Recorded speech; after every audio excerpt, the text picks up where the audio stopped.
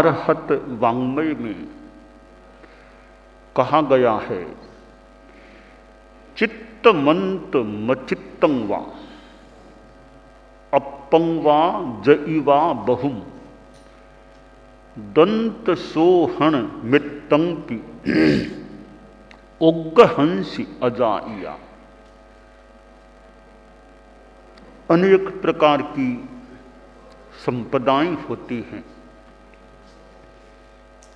भौतिक संपदाएं भी और आध्यात्मिक संपदाएं भी। शास्त्र में 8 गणी संपदाओं का भी उल्लेख मिलता है।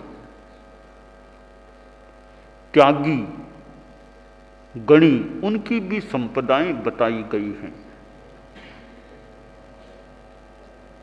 वे धर्म से जुड़ी हुई संपदाएं, ज्ञान से जुड़ी हुई संपदाएं,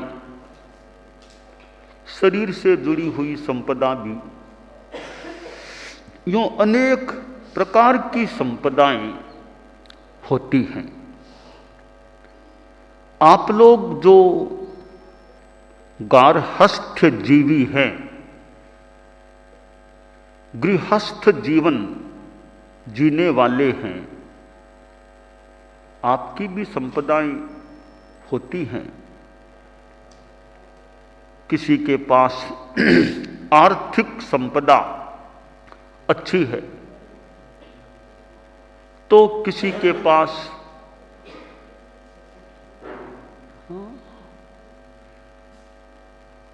पद की संपदा भी हो सकती है,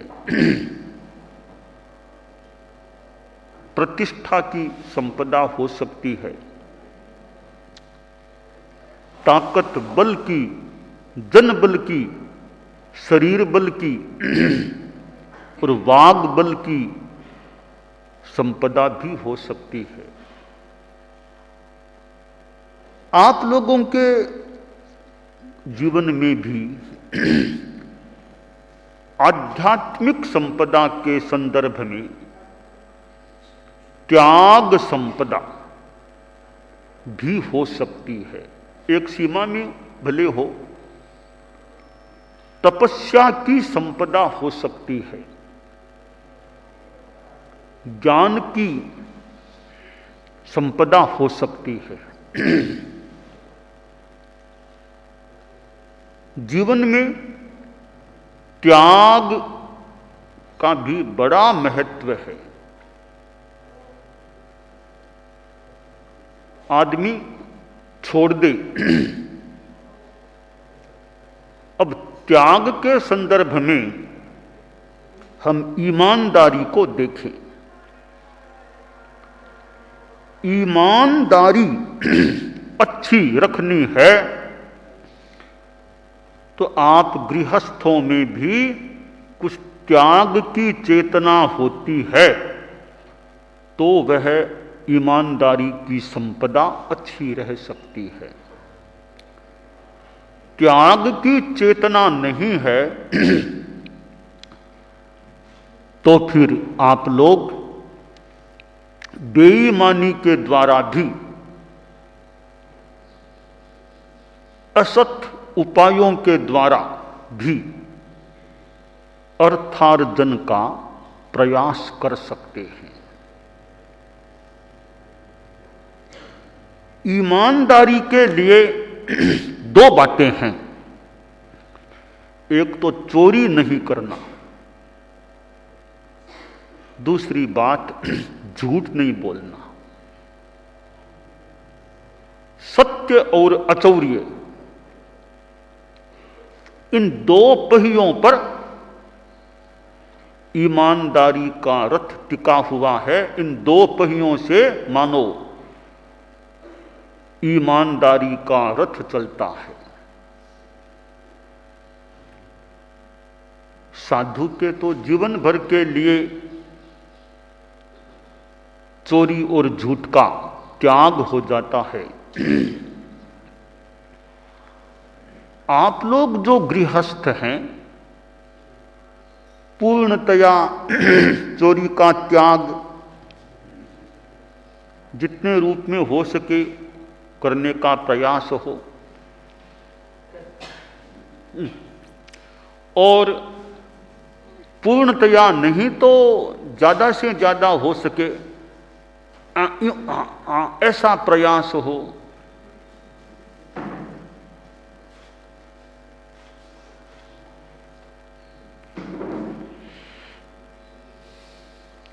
कितने लोग हो सकते हैं जो यदा कदा किसी रूप में अदत्त आदान कर लेते हैं, यानी चोरी कर लेते हैं।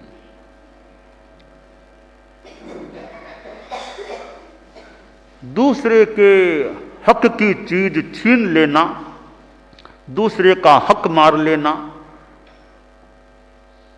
अच्छी बात नहीं होती है, अच्छी बात नहीं होती।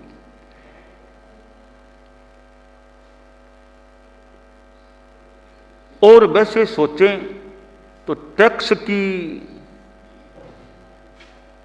चोरी कह दें, कुछ भी कह दें, टैक्स पूरा नहीं चुकाना भी एक प्रकार की चोरी है, क्योंकि जिस अर्थ के अंश पर सरकार का अधिकार है उसको रख लेना, यानी दूसरे का अर्थ आपने रख लिया, तो वह भी एक प्रकार की चोरी है। दुनिया में कितने आदमी होंगे तो संपूर्णतया सच्चाई के साथ अपना टैक्स का हिस्सा, उससे अपना स्वामित्व हटा लेते हैं। कोई मिल जाए तो 100% टैक्स चुकाने वाले वो बड़े उद्योगपति हैं और 100% चुकाते हैं।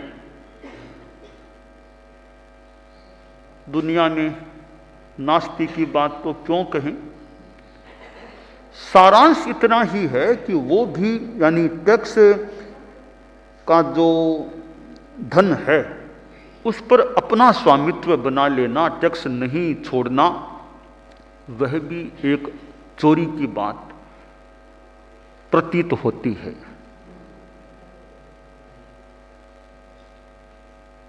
दूसरे का हक का धन है वो धूल के समान माना जाए तो चेतना में निर्मलता रह सकती है। साधु लोग जो विचरण करते हैं उनके उपदेश संदेश के द्वारा भी लोगों में एक धर्म, अध्यात्म, ईमानदारी, नैतिकता, यह चेतना जागृत हो सकती है। साधु की वाणी का भी विशेष प्रभाव पड़ सकता है।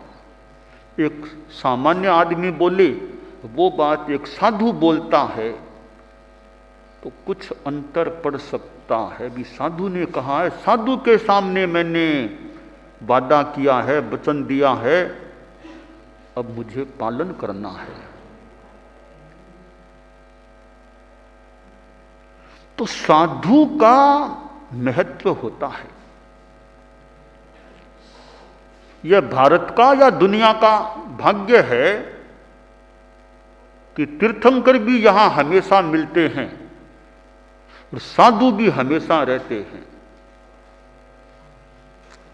यह धरती की भाग्यवत्ता एक स्थूल भाषा में मान लें, आकाश काल्पनिक बात ही माने, आकाश ने और धरती का बहन भाई का के रूप में मिलना हो गया तो बहन धरती बोली, भैया आकाश तुम्हारा क्या कहना, तुम्हारे पास कितनी बढ़िया बढ़िया चीजें हैं, सूर्य तुम्हारे पास, चंद्रमा, तारे, नक्षत्र, ग्रह, कितनी बढ़िया बढ़िया चीजें सृष्टि की हैं, वो तुम्हारे पास है, तुम कितने संपन्न हो, तुम बड़े संपन्न हो, तुम तो अमीर हो, कितनी बढ़िया बढ़िया चीजें हैं तुम्हारे पास। आकाश बोला, बहन तुमने मेरा महिमा मंडन कर दिया, ठीक है मेरे पास है, सूर्य जैसा तेजस्वी तत्व मेरे पास है, जो प्रकाश प्रदाता है। चंद्रमा भी मेरे पास है, जो शीतलता का प्रतीक है, शीतलता वाला है। और भी तारे हैं, नक्षत्र हैं, ग्रह हैं। परंतु बहन, इन सब के होने के बाद भी तुम ज्यादा भाग्यशालिनी हो, मेरे से ज्यादा तुम भाग्यशालिनी हो। कहा भैया कैसे, मेरे पास है क्या? लोग थूकते हैं मेरे पर, तो कोई गंदगी कर देते हैं, पैरों से रोनते चलते हैं मुझे तो लोग, कोई मुझे खोदते हैं, मिट्टी निकालते हैं, मेरे शरीर के अवयवों को निकाल लेते हैं लोग, तो मैं कहाँ भाग्यशालिनी हुई? पशु भी गंदगी मेरे पर करते हैं, आदमी भी करते हैं, मैं क्या भाग्यशालिनी? आकाश बोला बहन, एक चीज तुम्हारे पास ऐसी है तो मेरे पास प्रायः नहीं है, स्थूल भाषा में। वो क्या चीज है? कि बहन, तुम्हारे पर संतों के चरण कमल टिकते हैं, यह सौभाग्य तुम्हारा है, यह सौभाग्य उस रूप में मेरा नहीं है। कोई विद्याधर मुनि आकाश में यात्रा कर ले वो अलग बात, बाकी मेरा वो सौभाग्य नहीं है। तुम्हारे पर कितने संत लोग विहार करते हैं, चलते हैं, संतों की चरण कमल की रजें, तुम्हारी रजें संतों के लगती है, फिर वे रजें औरों के भी किसी के काम आ सकती है।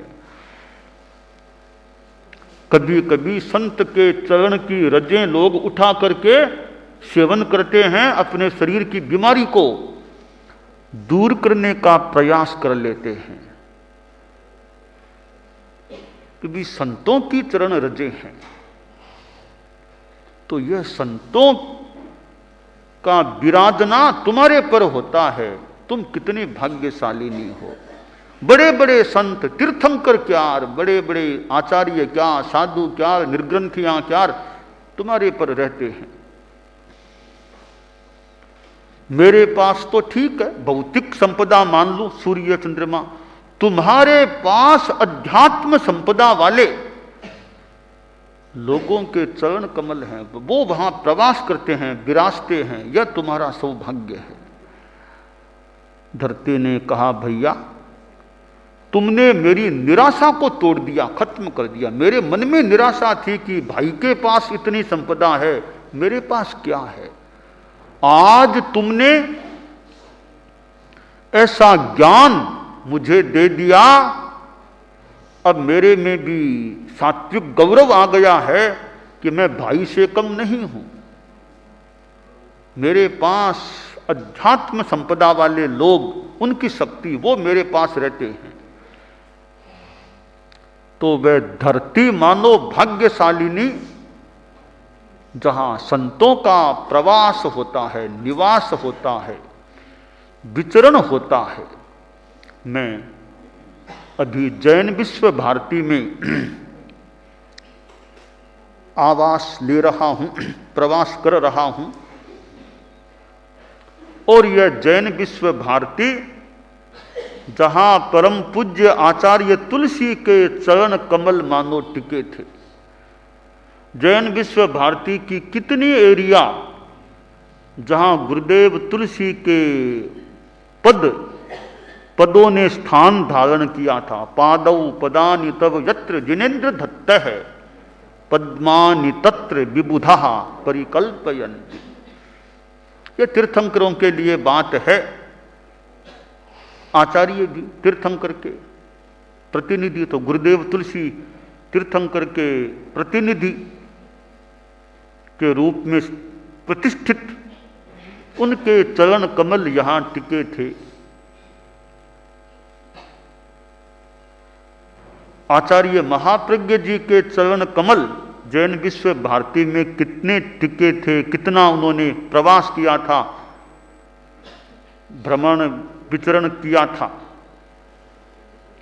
तो जैन विश्व भारती की यह धरती भी मानो इस माने में स्थूल भाषा में सौभाग्यशालिनी है, जहां आचार्यों के चरण कमल टिकते रहे हैं और कितने साधु साध्वियों का प्रवास भी यहाँ होता रहा है और समणियों का भी प्रवास यहाँ होता है। वे भी तो आखिर साधना के पथ पर बढ़ने वाली हैं।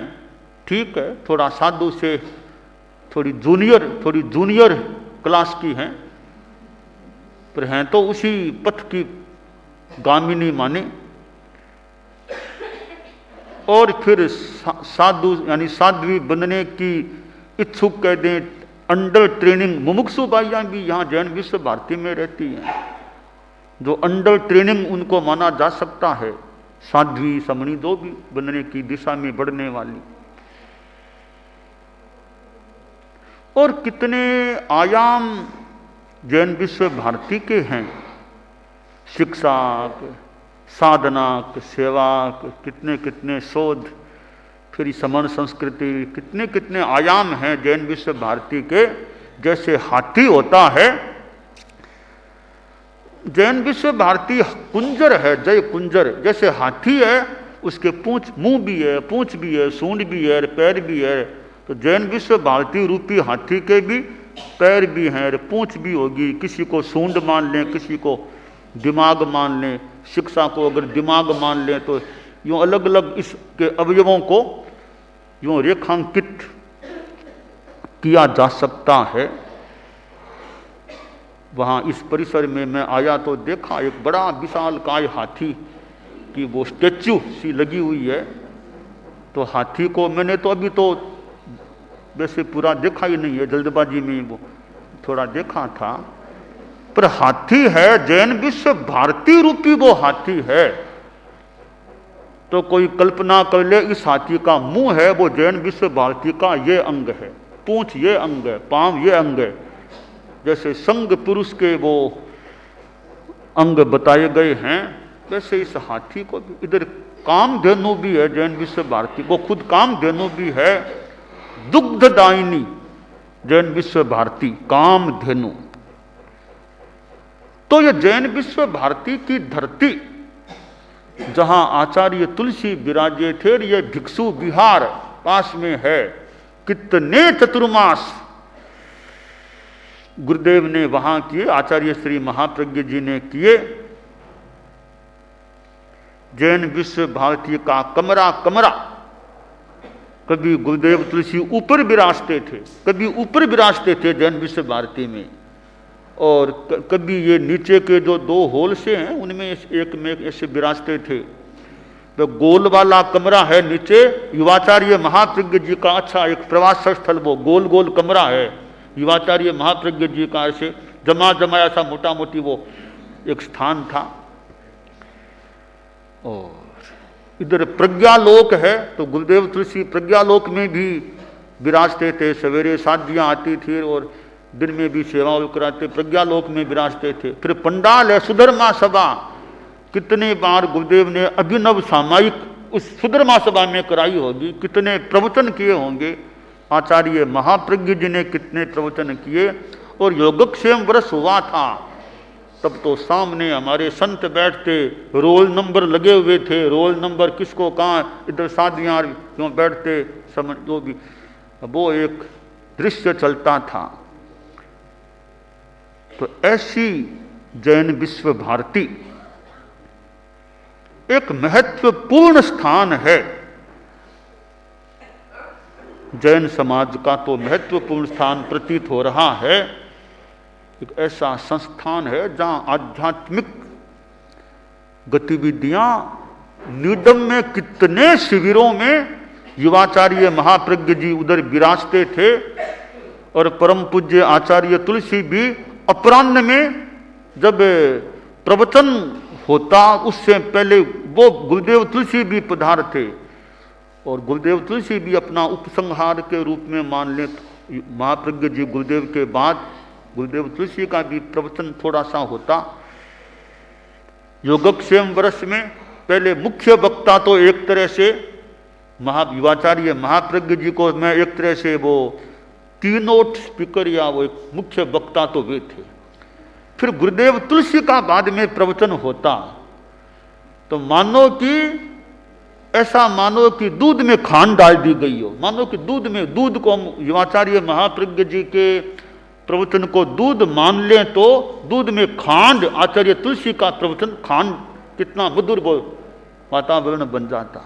और गुरुदेव तुलसी का अपना गाने का भी तरीका, कभी थोड़ा रामायण भी फरमा दी, ऐसे कितना वो बरस का जो समय था उसमें गर्मी भी आ गई, सर्दी भी आ गई, कितने मौसम आ गए थे। तो वो लाडनों का प्रवास जो हुआ था, कितने साधु साध्वियाँ तो अब नए हो गए जिन्होंने देखा भी नहीं होगा योगक्षेम बरस, कितने हैं जो देखे हुए हैं, भोगे हुए हैं, रहे हुए हैं, प्रशिक्षण लिए हुए हैं। ऐसे भी कितने हमारे साधु साध्वियाँ, समणियों में भी कई मिल सकेंगे ऐसे।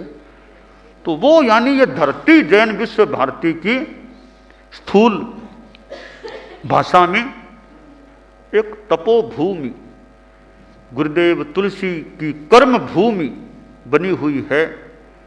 और वहाँ हमारा एक अंतराल के बाद आना हुआ है। और यह तो सुरम्य एक स्थान सा है जिसको आश्रम कह दें, तपोवन कह दें, तपोभूमि कह दें, ऐसा स्थान है। और यहाँ का इधर ग्रंथागार, कितना बड़ा ग्रंथागार भी है। अब तो और विकास हो गया है भवनों का भी। तो यह कुल मिलाकर के इधर जैन विश्व भारती इंस्टीट्यूट मान्य विश्वविद्यालय, वो भी बड़ा एक फैला हुआ है, विश्व भारती के बाहर की सीमा में भी गया हुआ है संभवतः। तो ऐसे जैन विश्व भारती के परिसर में हमारा आना हुआ है, कितने साधु साधियों के साथ, कितने साधु साधियाँ बाद में आ गए हैं, यानी हमारे आसपास यहाँ आ गए हैं, मिल गए हैं। और समणियाँ है, मुमुक्षुबाइयाँ है, वो लोग भी कार्यकर्ता आदि आदि हैं। तो जैन विश्व भारती का लगभग अर्धमास का प्रवास हमारा निर्धारित है। और यह मर्यादा महोत्सव की पृष्ठभूमि का, वर्धमान महोत्सव का समय भी है। तो जैन विश्व भारती का भी अच्छा आध्यात्मिक धार्मिक विकास होता रहे और हम सब का भी विकास होता रहे। और इस संस्था के द्वारा आध्यात्मिक धार्मिक अवदान भी दुनिया को दिए जाते रहें। मंगल का।